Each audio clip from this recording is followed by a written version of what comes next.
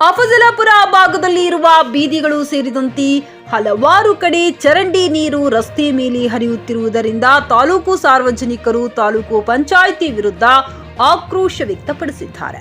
ಶಾಲೆ, ದೇವಸ್ಥಾನ ಸೇರಿದಂತೆ ಪ್ರಮುಖ ಕಾರ್ಯಗಳಿಗೆ ತೆರಳಬೇಕಾದ ಪ್ರಮುಖ ರಸ್ತೆ ಮೇಲೆ ಚರಂಡಿ ನೀರು ನಿರಂತರವಾಗಿ ಹರಿಯುತ್ತಿದೆ. ಮಕ್ಕಳು ಶಾಲೆಗೆ ತೆರಳಲು, ವೈದ್ಯರು ತಮ್ಮ ದಿನನಿತ್ಯ ಕೆಲಸಕ್ಕೆ ಹೋಗಲು ಕಷ್ಟಕರವಾಗುತ್ತದೆ ಎಂದು ತಾಲೂಕು ಸಾರ್ವಜನಿಕರು ಆಕ್ರೋಶ ವ್ಯಕ್ತಪಡಿಸಿದರು. Saifan Mulla, GK news Kannada, Afzalpur.